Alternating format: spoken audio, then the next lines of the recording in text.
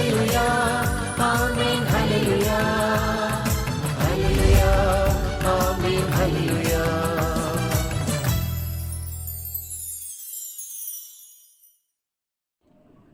தந்தை, மகன், தூய ஆவியாரின் பெயராலே ஆமீன்.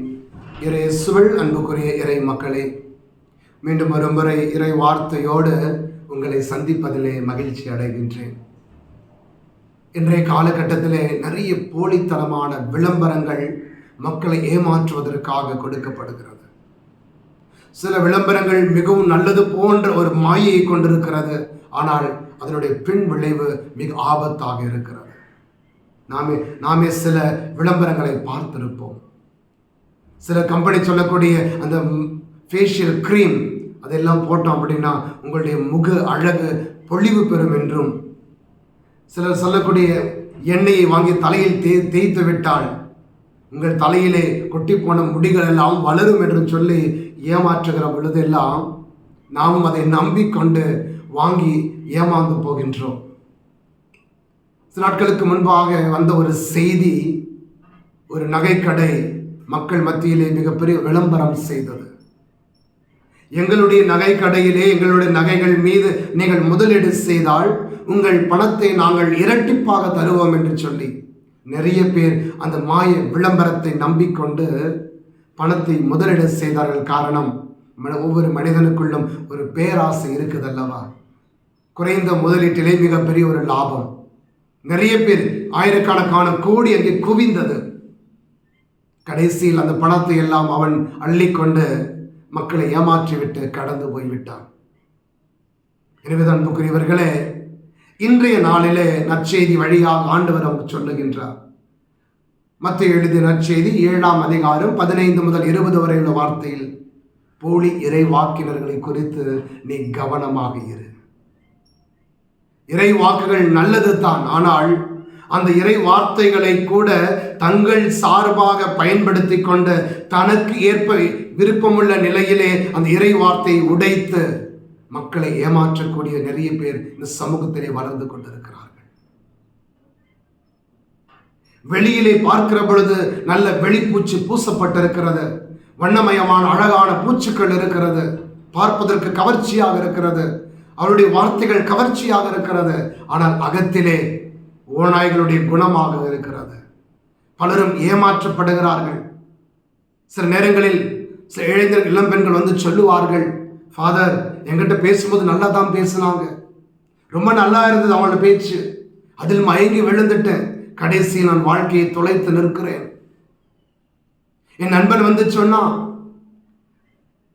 இந்த பொருளை நான் பயன்படுத்தினா சொர்க்கத்துக்கே போன மாதிரி இருக்கும்.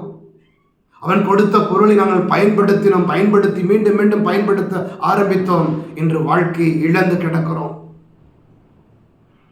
குடிவெறிக்கு அடிமையான சகோதரன் சொன்னான், டே மச்சான் குடிடா என்று சொன்னாங்க. முதலில் குடித்த பொழுது இன்பமாக இருந்தது, ஆனால் இன்று குடிவெறிக்கு அடிமையாகி கிடக்கிற நான் அதன் வெளியே வர முடியல. அன்பார்ந்தவர்களே, இப்படி போலித்தனமான நலமான வார்த்தைகள் எவ்வளவு சொல்லப்பட்டு அதில் விழுந்து போன பிறகு அங்கே அதிலிருந்து வெளியே வர முடியாமல் இருண்டு போன வாழ்க்கைக்கான சாட்சியங்கள் நமக்கு முன்பாக எத்தனையோ இருக்கிறது. எனவேதான் ஆண்டவர் நமக்கு மிகப்பெரிய ஒரு சிந்தனை இந்த நற்செய்தி வழியாக கொடுக்கிறார். கடவுள் கொடுத்திருக்கின்ற ஞானத்தை நான் சரியாக பயன்படுத்தி கொண்டு நல்லது எது தீயது எது என்று ஆய்ந்து அறியக்கூடிய பக்குவத்தை கடவுள் நாம் பெற்றிருக்க வேண்டும் என விரும்புகின்றார். நல்ல கனி நல்ல கனியை கொடுக்கும், நல்ல மரம் நல்ல கனியை கொடுக்கும், கெட்ட மரம் கெட்ட கனியை கொடுக்கும். நல்ல மரம் கெட்ட கனியை கொடுப்பதும் இல்லை, கெட்ட மரம் நல்ல கனியை கொடுப்பதும் இல்லை.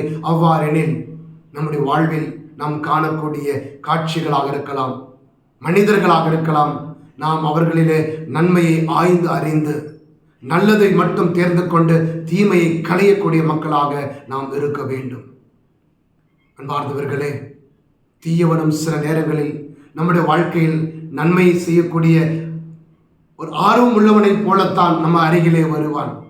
சாத்தான் நம்மை சோதிப்பது பாவம் கொண்டு வந்து கொடுக்கிற துன்பத்தை குறித்து அல்ல, பாவம் கொடுக்கின்ற இன்பத்தை குறித்து தான் அவன் நம்மோடு பேசுவான்.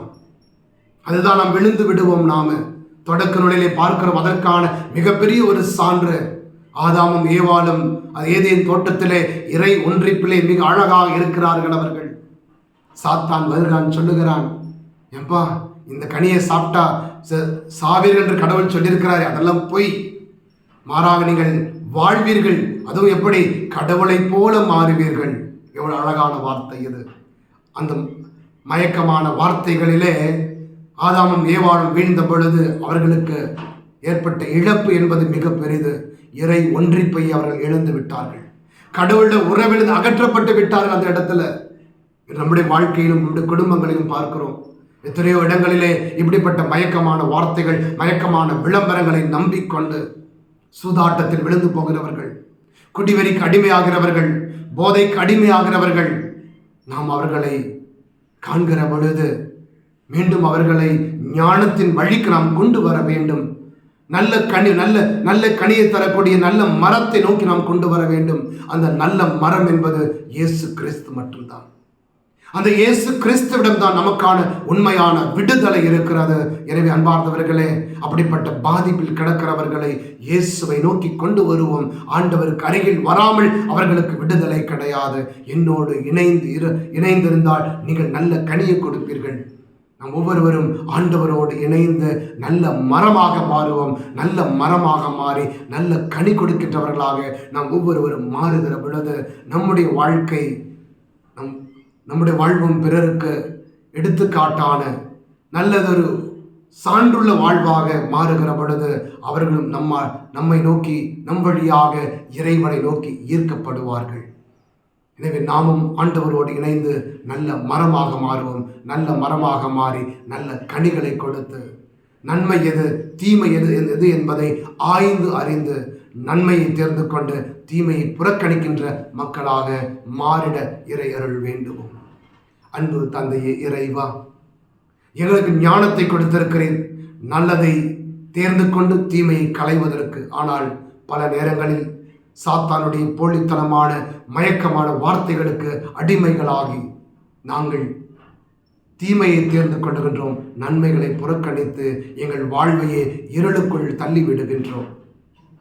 அவ்வாறு இல்லாமல் தீமையை களைகின்ற, தீமையை புறக்கணிக்கின்ற நல்ல ஞானத்தின் வெளிச்சத்தை எங்களுக்கு நீர் தாரும். தூய ஆவியாரே எங்களை வழி நடத்தும். அன்னை மரியாளே எங்களுக்காக வேண்டிக் கொள்ளும். ஆமென். அல்லேலூயா, அல்லேலூயா.